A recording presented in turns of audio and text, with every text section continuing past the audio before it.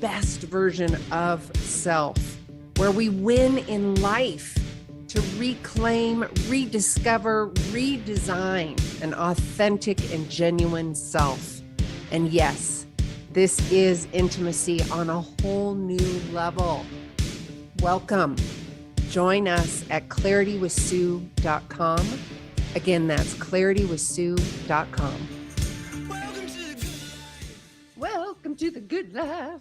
Good morning, everybody. Good afternoon, good evening. I don't know where you're chiming in from. If you are listening to us on the podcast, thank you so much. Remember to give us I like to call it 6-star rating, because why not? Pacific Northwest, of course, you know that we are streaming on the dial at AM 1150 KKNW, and also streaming live on YouTube. So if you want to see us and my guests goofing off and be entertained, quite honestly, on YouTube, please do that. All you got to do is go to YouTube and type in 1150 AM.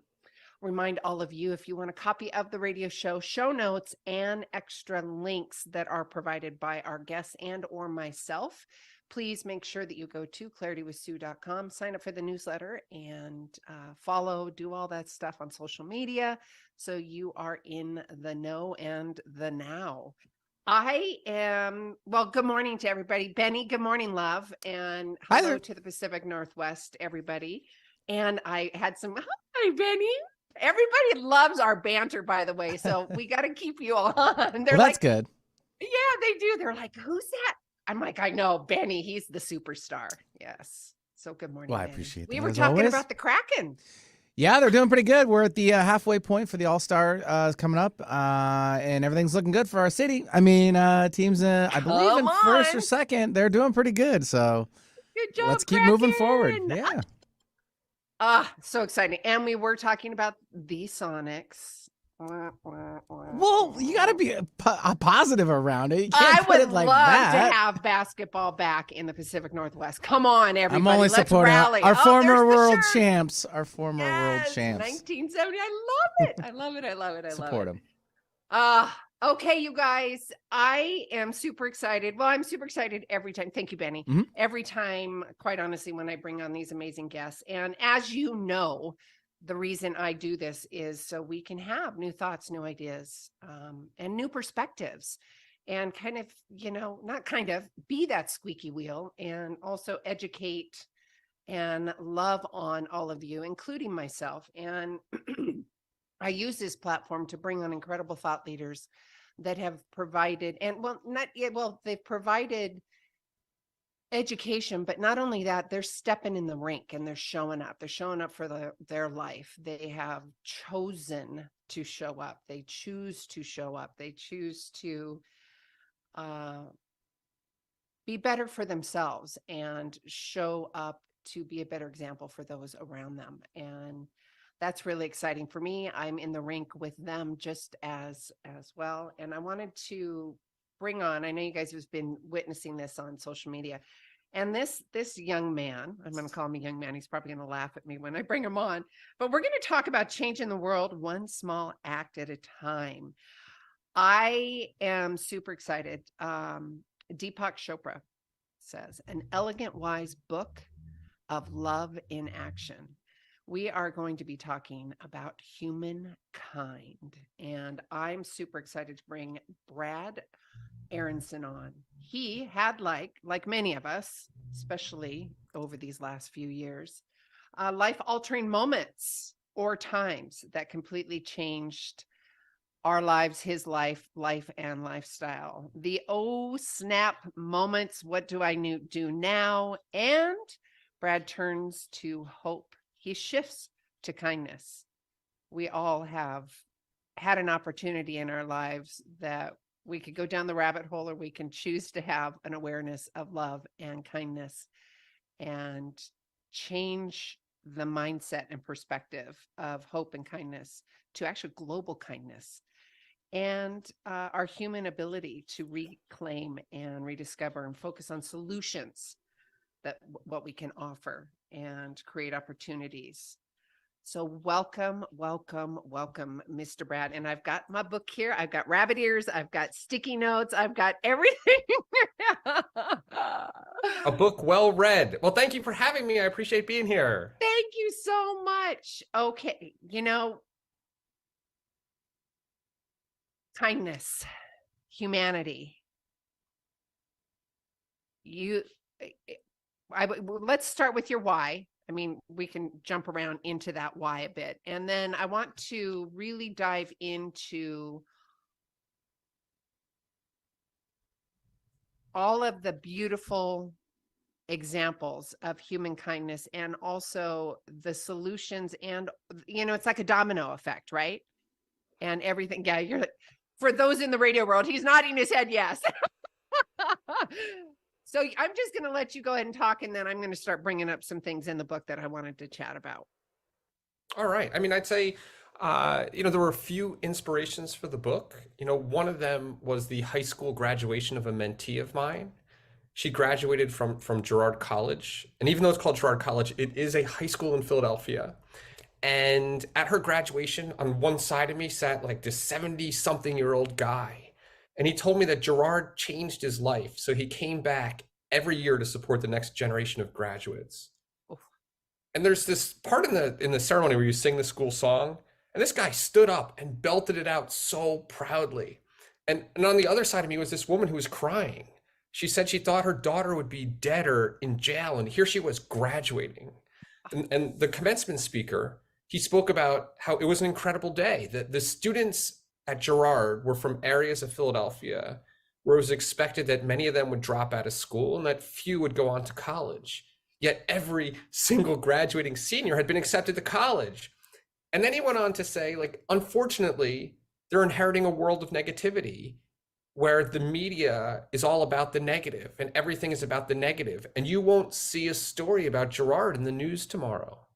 So of course, the next day I wake up, I get online, I look everywhere, and there is nothing. So I get the Philadelphia Inquirer, our daily newspaper, read every page, there's nothing. And it was really disappointing because I felt like I was a witness to a real live inspirational movie, and it made me feel amazing.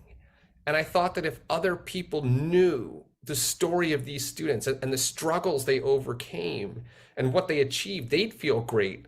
And these types of stories need to be out there. And I thought that if I wanted to see them out there, I should write about them. So I started writing about people and places that inspire me. And what I found so often was that it's not like having 1 million helpers or $1 million. It's doing something that seems inconsequential at the time that then changes a life or has a ripple effect, changing thousands and thousands of lives. Brad, I love this conversation. And focusing on the positive, that doesn't mean negative things happen. We live in the language that the professionals use, small trauma, big T traumas, that type of stuff. And we have small T traumas every day, right? There is something shocking has happened to the nervous system, right? So really recalibrating and realigning with our humanness, our kindness, our compassion, our love, and our ability to bounce back and to choose that, right? Because so many of us, we can go, like I said at the top of the hour, we can go down that unforgiving rabbit hole, and we don't want to do that. So the book and the premise of that, and also sharing kindness and the tools that you have in here. Is there a story that you want to share? I mean, I've got, excuse me, I've got a little frog in my throat this morning. I mean, I've got some notes here. Let me clear my throat, but I'm going to let you take the mic. Hang on. Okay. Sorry about that. Go ahead. Good thing, Sue. Right. Sue will fix that in post. Don't worry. Okay. I love all the stories, and you know what? Let's keep it real. Sometimes we get frogs in our throats. That's okay. I know, totally. I'm so good with it. I liked so many of the stories, but when you talked about us choosing, I want to talk about the story about Gabriel. Okay. So when Gabriel was 6 years old, his mom, Natasha, was tucking him into bed. And she said, Gabriel, November 3rd's coming up and it's a really sad day for me. And I want to let you know that you're healthy, everything's okay, but I'm going to be sad because it's a sad day and I don't want you to worry. And the reason why it was a sad day for her is that several years prior, Gabriel had been diagnosed with a disease. The diagnosis was on November 3rd, and he was cured now. He was totally healthy, but it always weighed heavily on Natasha. And Gabriel said, Mom, why don't we make it a day of light so it can be a better day for you, like Secret Santa Day? Oh. And here's the family history behind Secret Santa Day. So when Gabriel was in treatment, over the holidays, someone left a pile of presents on his porch, and there were presents for he and his sister, and they got a note with it. And the note just said, Merry Christmas, love, Secret Santa. And Natasha had pinned that note to the refrigerator. And she told me almost every night the family talked about it at dinner, how it was amazing that someone did this for them, how they couldn't believe they had no idea who it was. They never found out who it was. So of course, that is the best. I love doing that. and the ripple continues. So then after that, the next Christmas season, of course, they decide they're going to become Secret Santas. And what they do is they find people in the community they think could use a boost. And Gabriel, his mom, and his grandma would sneak over to their houses and leave like a plant or a gift on the porch from Secret Santa. And they talked about how as good as that feeling of getting the gifts was being Secret Santa. So Gabriel said, Mom, why don't we do good things like we do when we're Secret Santa to make this into a good day? And Natasha said, all right, well, we'll do that. And he said, let's ask our family to do it as well. She said, okay, let me make a video and we'll send it to our family members. So she pulls out her phone and Gabriel says, I want to turn November 3rd from a day of darkness into a day of light. So please do something nice for someone else. And she mails it to a dozen friends and family. And one family member emails back and says, hey, could you put this on a Facebook page? Because then, we could type what we're doing in there and communicate. So Gabriel finds out and he starts going nuts. It's going to be huge. Oh my goodness. And Natasha's trying to set his expectations. Like, people don't promote the good deeds they do. They're quiet about it. We only told a dozen people. And what they asked was, if you do a kind deed, please give the recipient a card. And the card would say, this is for Gabriel's Day of Kindness. If you feel so moved, please do a kind act for someone else to pay it forward and give them this card. And here's our website address. So that day comes. And Gabriel and Natasha and their family lives in Boston. The first kind act came from Wisconsin, then Florida, then all 50 states, then Armenia, France, Czech Republic, 53 other countries.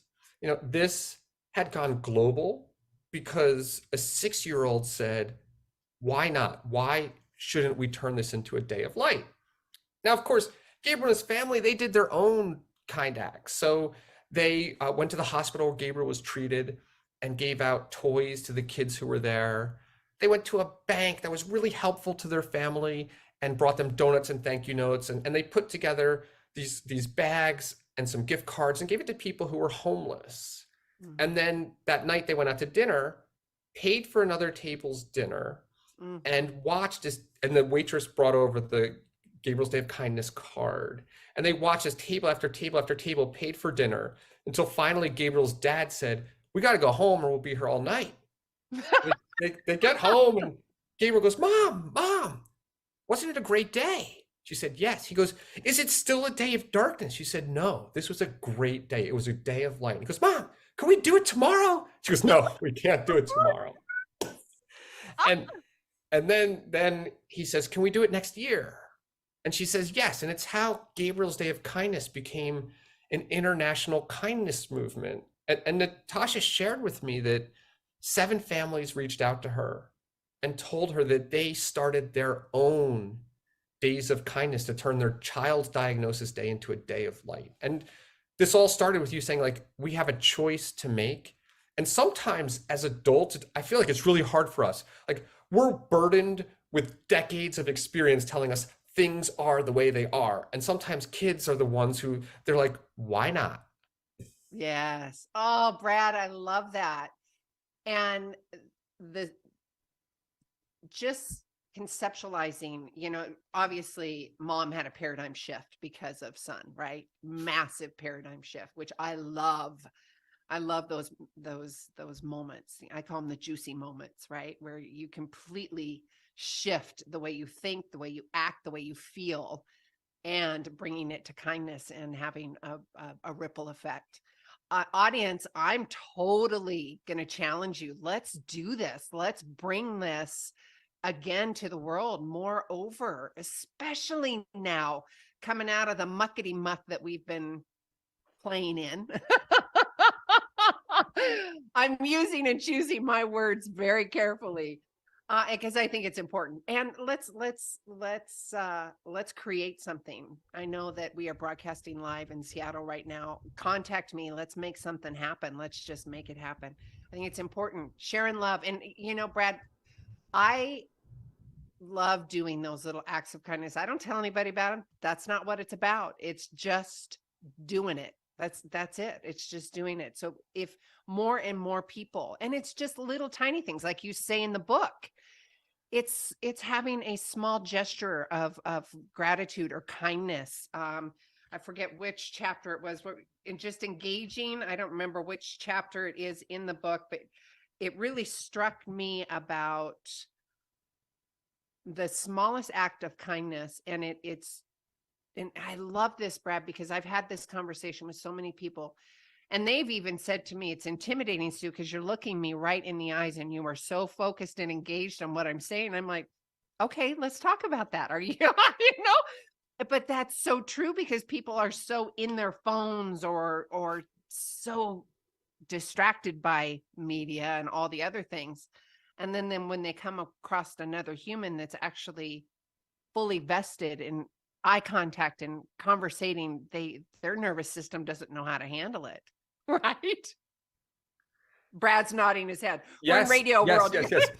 And I mean, so along those lines, because my book is about these small acts of kindness that have a ripple effect, I talked to hundreds and hundreds of people who needed a small act of kindness to change their lives.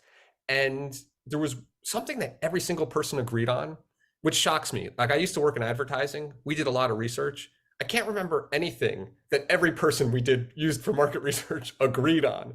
But every person going through a difficult time said that being seen made a huge difference to them. And being seen didn't mean talking to them about what was going on.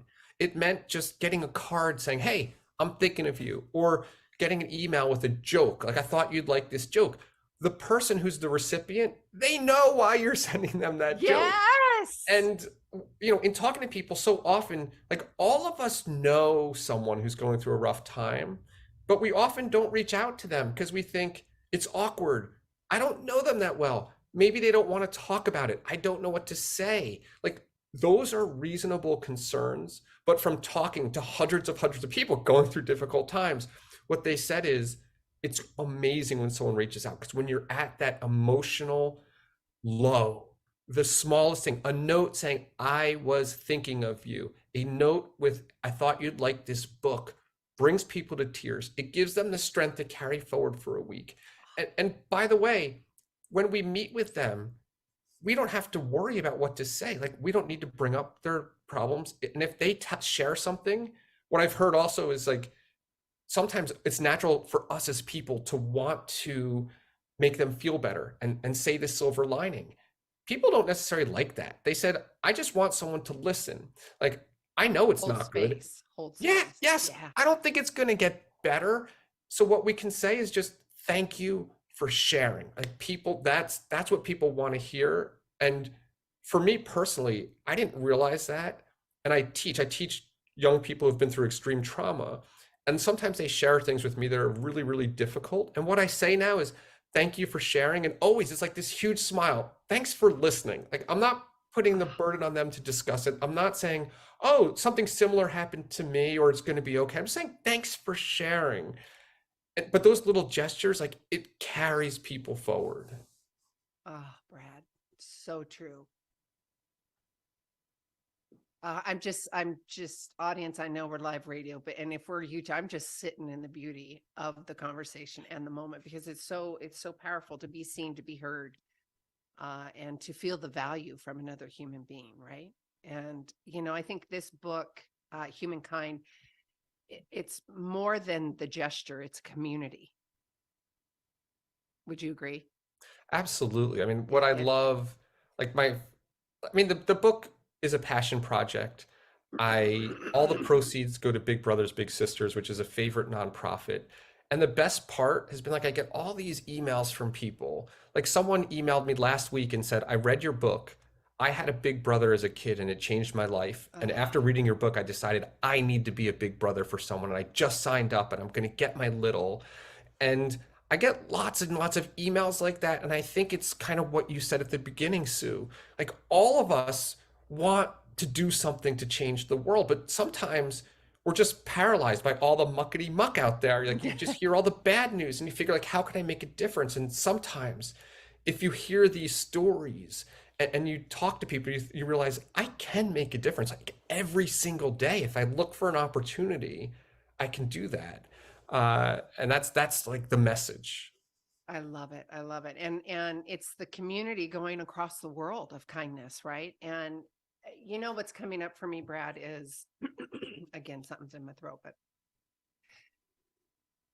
the moment, that moment where you as the giver have the opportunity to engage, truly engage, and of kindness, compassion, gratitude, and you feel very uncomfortable, because I think this is an important conversation, because I know I've witnessed this years ago. Now it's not a problem. I'll go up and say, "Oh my God, you're beautiful, baby. I love it."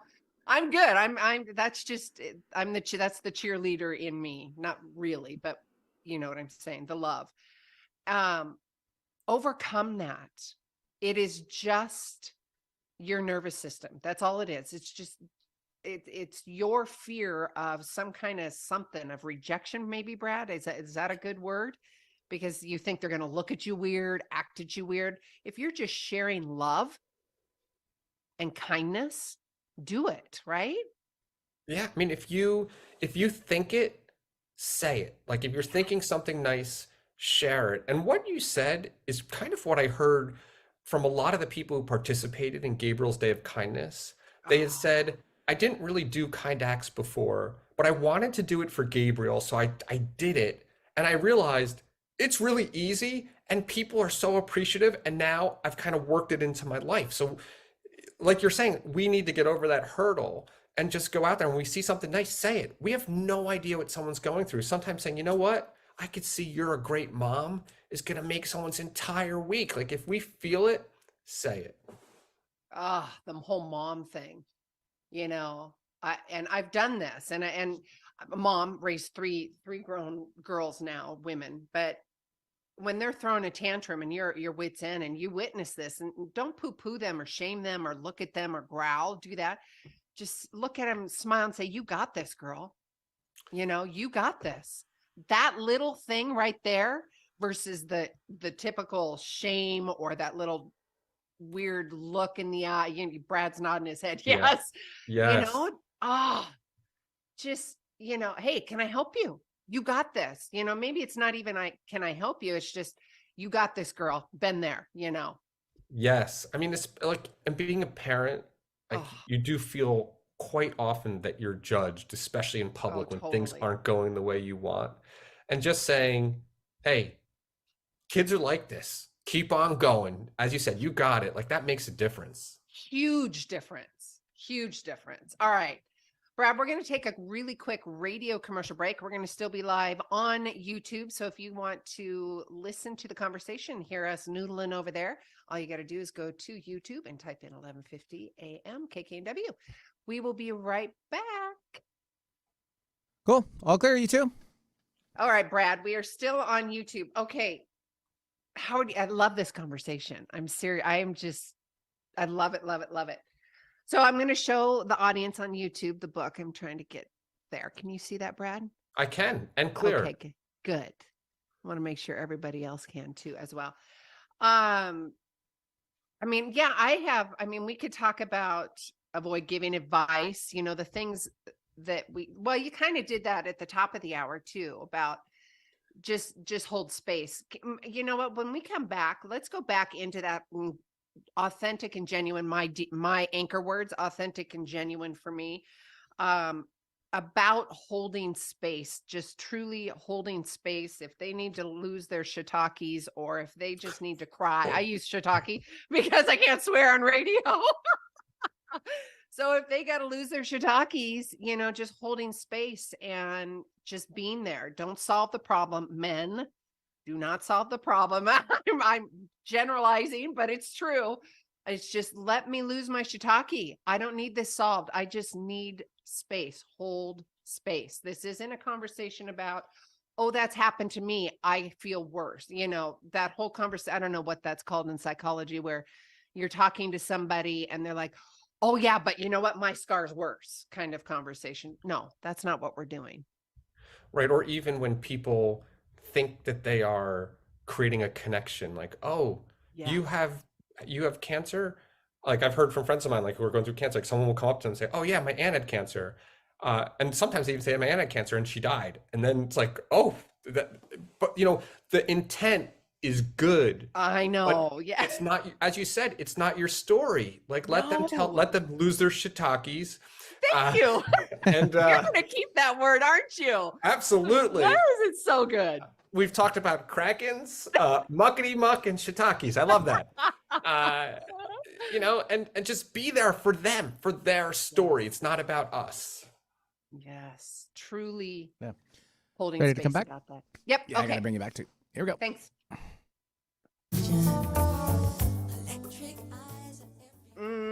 I love this conversation. National bestseller, An Elegant, Wise Book of Love in Action. That's from Deepak Chopra, talking about humankind and Brad's journey through this beautiful little book. I want to remind all of you that 100% of the proceeds go to the Boys and Girls Club, which is absolutely beautiful. And it's paying it forward. It's showing up in human kindness and brilliance. And during the break, we were talking about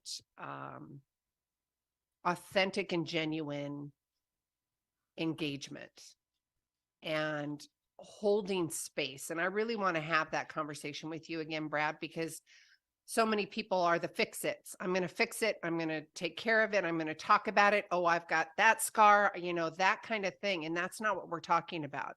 Let's unpack that a bit for the audience. Can we do that?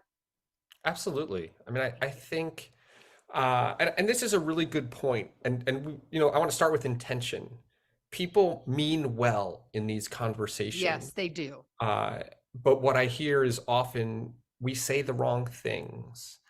And to what you're saying, when someone shares their story with you, they're not looking for us to say it's going to be okay, or show the silver lining or share our own stories. They just want to say, all right, I love you. I'm here for you. Like that's quite often what they want to say. If you don't know if they want advice, you could ask, do you want me to give you some advice or thoughts on this? And let them say yes or no. Yeah. And also what we talked about at the break was sometimes as a way to try to connect, we're sharing our own story. So what I've heard from people, for example, who are ill is they might say, oh, you have cancer. My aunt also had cancer. And sometimes those stories I've heard even go to like, my aunt also had cancer and she died. Yeah. Not positive, but trying to make a connection. We don't need to make a connection. They're sharing with us because they love us, and us to just say, yeah, I'm here for you, and letting them say what they want to say. And this is a little bit different, but I think it's related. When we see people we love and they're going through a rough time, sometimes our natural thing that we say to people is like, hey, how you doing? And often when we say that to people, we don't even expect a response. It's just a way of saying hello. Or it's a habituation on the person saying it. Hey, how's it going? There's no real genuine engagement there. What I'm saying? It's like a habit. Yeah, go ahead. And if someone's going through a rough time and we ask that, we're putting them in a difficult position where they're either going to say, oh, it's all about shiitakes, or they are going to say, oh, it's fine, and maybe be lying. And what people have said is much more comfortable for them is for us to say, hey, it's awesome to see you. It's great to see you. I'm so happy to see you, because that is how we're feeling. And we're not then asking them potentially to have a conversation they don't want to have. And like, again, these things often are news to me. I learn it and then I want to share it so that other people can learn it as well. So important. And also, I think there's a conversation. I know there's a conversation about also not feeding into the fears and the dramas as well, right? You know, the water cooler conversation where if somebody's coming to you with fears, doubts, a small trauma, small T trauma, big T trauma, probably not big T traumas, but something that has happened into their life.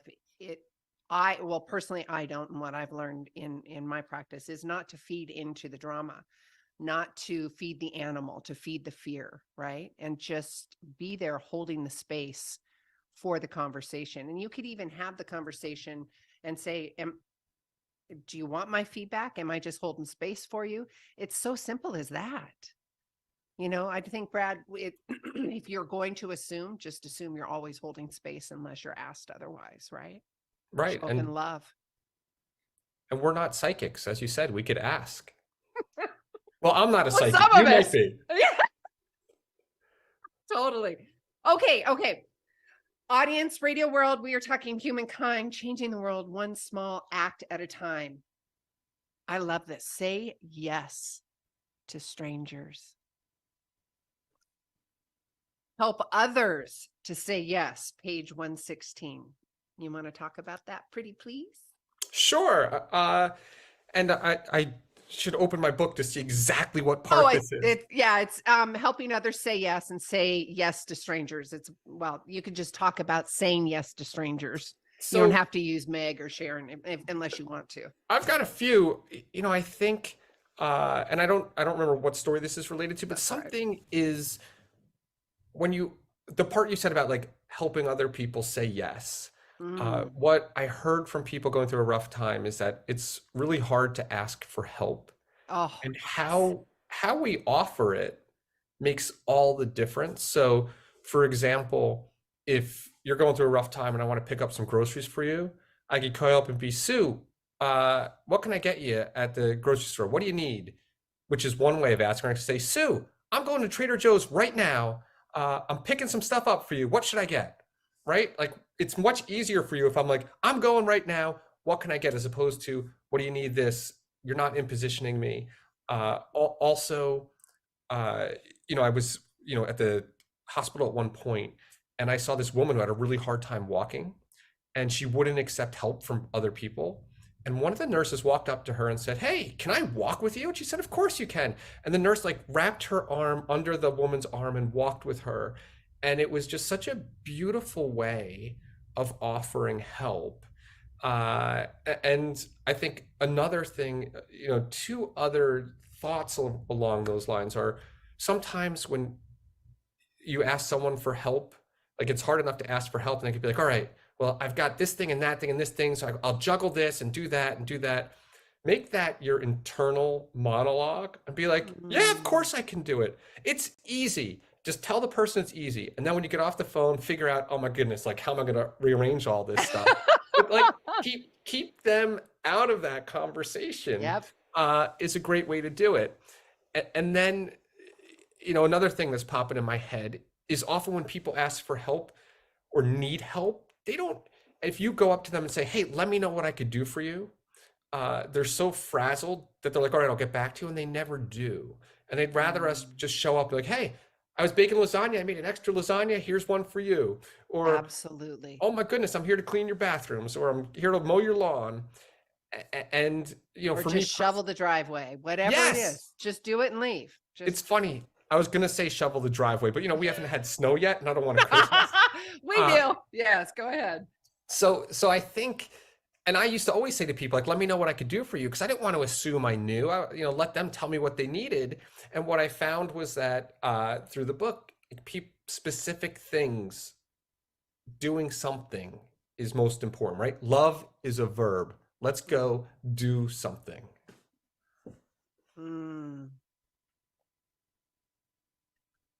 It is my heartfelt intention that this ripples internationally through the airwaves, and I want to hear stories from people sharing their human kindness. I want to hear them having a Gabriel day. I want, hour conversation,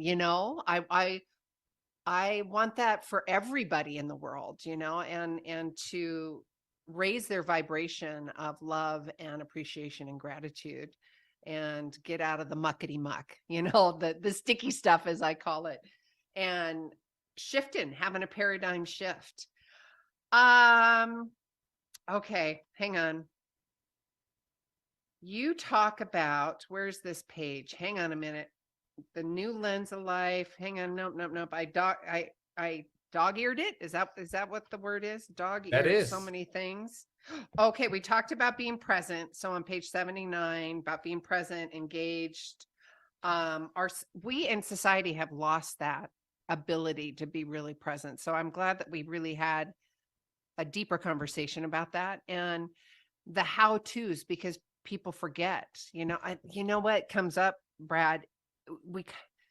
Because of the media and society and our little addictions to our cell phones and our face in here, not out here, that we forget about engaging. We forget about conversating or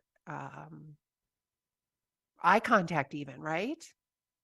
Yeah, and you could see it especially with kids. Oof. So, I teach 18 to 25-year-olds, and they would rather have a 20-minute text conversation than a 3-minute phone conversation. Something that'll take 3 minutes on the phone.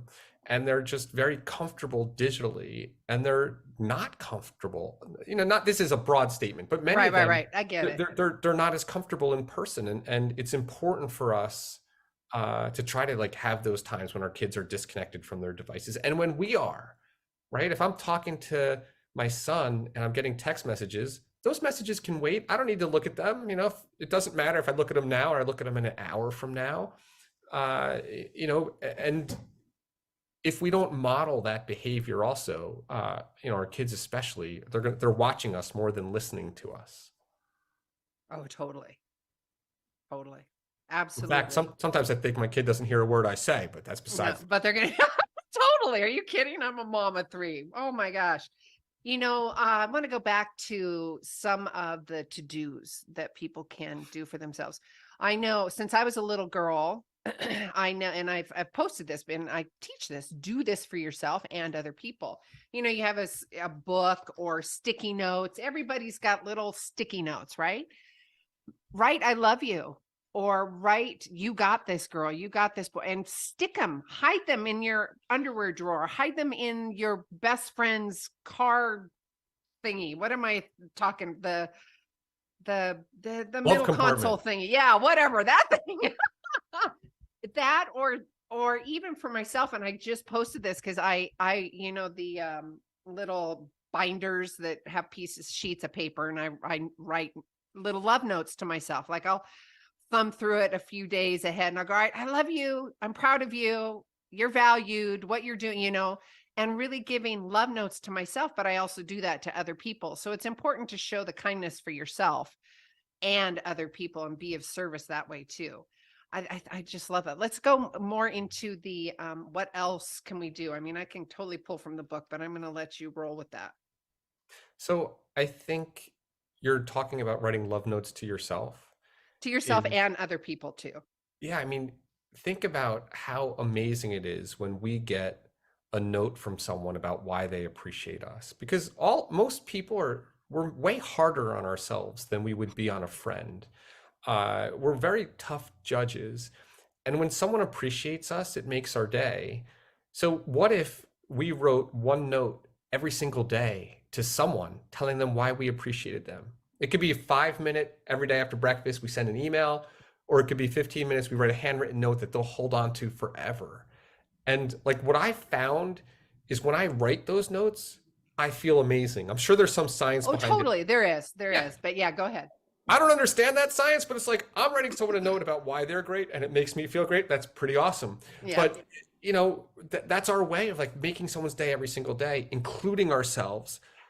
But you're right. I think it's important often to ask ourselves, what would we say to a friend? Because we are so much kinder often to our friends than we would be to ourselves, and making sure we're putting ourselves first, because it's impossible to be there for other people if we can't be there for ourselves. Right. And how are you modeling that self-love? How are you being that example to family, to spouses, to coworkers, to, all of that? That's an important conversation to have because, and you know what, you said something earlier, and I think it went with the conversation with Gabriel. It was the notes. They couldn't do it for themselves, but they certainly could do it for Gabriel, right? Yeah. Yes. Yeah. We got to do it for ourselves too. Did you want to say something, Brad? No, well, and I think we need to schedule that time because our days become so busy. And when you look at what falls off your calendar, it's the stuff that we need to do for ourselves. Yep. That's the first thing. Up, forget my workout. I got too much of this to do. I got that to do. Forget this. We need to put it on the calendar and make certain things definites. Like no matter what, we're not canceling what we need to do for us. Oh, that's so important. Recovering people pleaser, recovering mom. I mean, it's so true. And if you don't have it in the calendar, even if you say an hour, I'm working out, and that day you're exhausted and you just want to stay in bed while you're healthy instead of when you get sick, when your body is giving you a big sign. Okay. So back to the book, Humankind. Add yet to your vocabulary and change I have to, I get to. So, I mean, those are just like some I little love it, little though. tips in there. Yeah. It's mental, but it changes things. Like, I don't have a job to I don't have a job yet, right? It makes that change. It's subconscious. It's in your mind. It's worth doing. It is. And then I have to I get to. Like you can go through experiences in your life where suddenly, like let's say you have a health crisis and you can't make your kids lunch, you can't do the laundry, you can't do the dishes. And then you realize, man, it was pretty awesome that I was able to do that. So realizing like I get to do this. And it's hard, but when you've gone through a difficult situation, it changes your perspective in that way. Oh, hands down. Hands down. I totally agree with you. And we talked about this. Language is really important, right? I use Yes. shiitake or the sticky stuff or the muddy stuff because there's a nuance of humor in that. There's a childlike humor in that. And that's the frequency I want, right? Yes. Yes. And Yes. I think it would be great because we are so bad about caring for ourselves. And I know you've thought a lot about this. Are there like things that you want to share that would be helpful for us in thinking about that? Oh, you're so sweet. Actually, I was going to go right into your gratitude because that's my foundation. I mean, my foundation is about gratitude and thankfulness. The conversation, and it's not, oh, you know what, Brad, thanks for coming on today. It is, Brad, thank you. You're stepping in the rink. You are leading by example. I see you. And thank you so much for making a difference in so many lives, not only the lives in the book, but also my life now and the people that we're touching. That's true engagement and appreciation for Brad, right? For you. Yes. That feels a heck of a lot better, not only for me giving, but you receiving than, oh, Brad, thank you, bud. Loved having you. Right. So deep appreciation and gratitude is really important. And like you were talking about earlier, the vocabulary that you use, squashing that drunk monkey or the bad roommate that's in the head, right? Yes. You get a lot of suisms coming on my show, Brad. I love these. The bad roommate, the drunk monkey, monkey, because it's just hilarious and it makes me giggle. And you've got to really have and stand in awareness. And a lot of what you're doing with human kindness in your book is living a purposeful, aware life, right? And that's the number one thing in all that I educate and teach is you have to have the awareness that you are hurting, you are in denial, you are in victimhood, you are in pain, you are happy, You are in joy, right? And looking at that as a contrast, not about a shame hole, going down that shame hole, just looking at it as a contrast. Oh, okay. I didn't much care for that. Don't go into the shame of it. Don't go into the sorrow of it. Just go, oh, now I know what I do like. Now I know what I don't like. It's that simple. It's just a different mindset. It's a different frequency that you're going to show up, not only for yourself, your body, your chemistry. There's all kinds of little neurons and cells that are bubbling around there, and they want your body to feel good. So have the conversation with yourself and the people around you using those types of vocabulary like you were talking about, and really owning that, aligning with that truly to yourself, right? Because your nervous system, and kids, this as well as I do, they can call BS on something if you're not aligned with it in a hot second. But you know what? Your internal system can do the same thing. So you've really got to get clear. Again, it's the awareness, get clear. And how do you want to talk to yourself? How do you want to show up? And I think that is a big precursor for people to also be aware. Well, how is that person talking to themselves? Then how are they going to talk to me? Right? Absolutely. Yeah. I love that. Yeah. Yeah. And having that conversation with yourself. So Brad, thank you. Great question. I hope I answered it. You did, and you're welcome. Thank you. Genuine engagement. We've got it. I know. I love it. So compliment at least one person, including yourself. Give yourself, like Mel Robbins says, give yourself a high five every day. Compliments, keep a gratitude journal. That's important too. If you can't, well, I'm a big proponent, and I don't know if it's because I'm the 80s kid, but regardless, I'm a big proponent of pen to paper. Neurologically, education-wise, all of the studies show it's just you remember it, and it feels so much more when you put a pen to paper, not a typing computer thing, right? And write those little love notes like you were talking about, Brad, in your book. Write the love notes to yourself. Write them to other people. Use Gabriel's example, and spread hope and love. We've got a few more minutes, and what about 7 more minutes? Daily acts of kindness. Be mindful of who and what you expose yourself to. We just had that conversation, right? And having that awareness. Go ahead, Brad. No, I mean, I think an exercise I do with my students is I ask them to write down the 3 people they spend the most time with, and then write down the traits of those people. And then we talk about, are those traits you want to have? Because the energy of the people around you influence how you become. And it's often very eye-opening to them. It's like, no, I don't want to be like this. And I need to think about who I'm spending my time with. It's the same for reading the news. If you, sometimes the news is not worth reading because it's going to just, it's all the negativity. You got to balance that out with positive and reading things that make you feel uplifted, because your diet is more than what we eat. Our diet is like what we read, who we interact with, what we watch on TV. Yes. Oh, I love it. Yeah. And I don't watch the news. They should be listening to my radio show anyways, not watching the news. Come on now. Absolutely. Hello. And it's you can get it, you can download it on iTunes. So it's anytime you want. All that. Yes. Yes. Yes. And yes. Yeah. I choose to not watch the news and all that. I don't even have a TV on, like radio stations, like regular TV stations on my TV. I just don't. If I'm going to sit down, I'm going to watch a movie that's either brain fog, I shut down, and that's a conversation too, because you can do that as well. Oh, shoot. There was something I wanted to say. You were talking about the kids.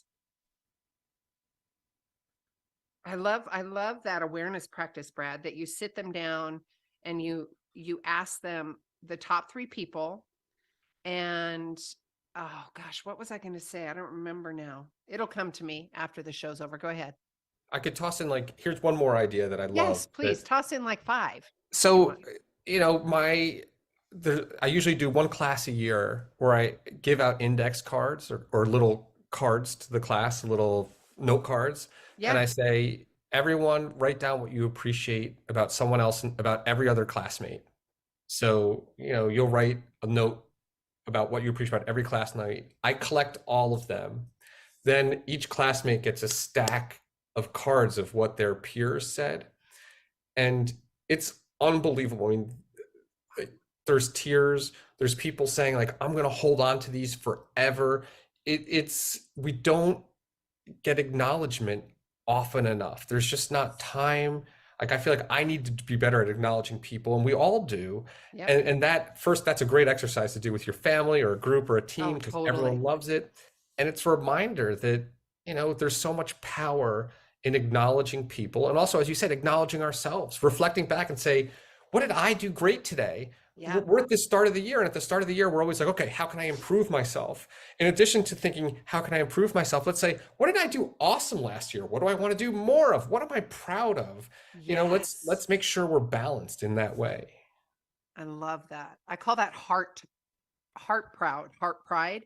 It's not that ego. It's that service mindset of being, I am really proud of myself for showing up that way. Right. Really, really proud of myself. Oh, and I think the card idea is really, really important now, because I know that in our society right now, I have been told, I didn't hear this on the news, but there's the hum of us going into recession and people are getting laid off and all these things. And I think it's really important that for those of you in the workforce, workforce across the board, but what I'm talking, like teams and team leaders, that sit your team down and write these notes to one another and then give them to your leader and then hand them out. I think, you talk about more morale and boosting morale. I did a study a few years back, and I think it was like, don't quote me on this because it's been a few years. And going back to gratitude, it was like 60 some odd % of employees did not feel appreciated. So if you're concerned about a bottom line, I think that is a really big conversation to have. And using this idea with the cards and sharing that with your team is really important, especially with the morale that's happening right now. It's really a beautiful idea. Thank you. You're welcome. So something else I've seen along those lines, and I know we're tight on time, so I'll keep it to 30 seconds. There's a workplace, our local Big Brothers Big Sisters, they put up these appreciation boards. And you write little notes and you just put it on there for each employee, like what you appreciate about them. And it's like a group activity, and they have a really large office. You can't do it like, you can't say everyone for everyone. And I think every week there's one or two people who are different, who have a board up. And it's just a great way for that employee to feel the love from their colleagues. I love this, Brad. I love this. I mean, this is how I live my life. It's just, and I want everybody, I want it oozing on everybody. I love it. Yeah, you guys, let's do this. Let's do this together. We got a couple more minutes. And Brad, I did sincerely mean that thank you earlier. For those of you that have been listening, good on you. For those of you who are going to be listening, good on you. All of that good on you stuff. Let's be kind. Let's choose kindness. We're all humans. We're all in this together. Right, Brad? Yes. Where'd it go? And thank you for having me. I love the conversation. I love that it wasn't planned. Like, sometimes I get all these questions in advance. It was just a conversation going where it goes, and hopefully, providing some good nuggets that'll help all of us in our lives. Oh, it totally did. Yeah. I mean, there's general structure here, but I want it to be real and intuitive. And then, yes, of course, setting the intention before the show and providing good nuggets and tools. So thank you very much, Brad. You guys, we have been talking to Brad Aronson, HumanKind.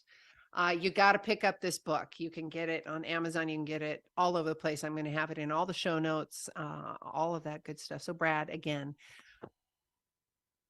thank you. From my big thank you is wrapped with appreciation and gratitude and these beautiful stories and your willingness to donate, your willingness to show up not only for the teens that you're working with, but your family, your son, and the people that you are being an example to. So thank you very much.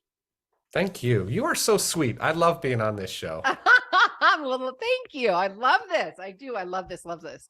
All right, you guys. Sue here with Clarity with Sue. Yeah, formerly known as Gratitude Cafe, but we're still the same people. Sign up for the newsletter. Just go to claritywithsue.com and I'll get you guys all signed up. Until next week, each of you are a gift. Get out there and share yourself with the world.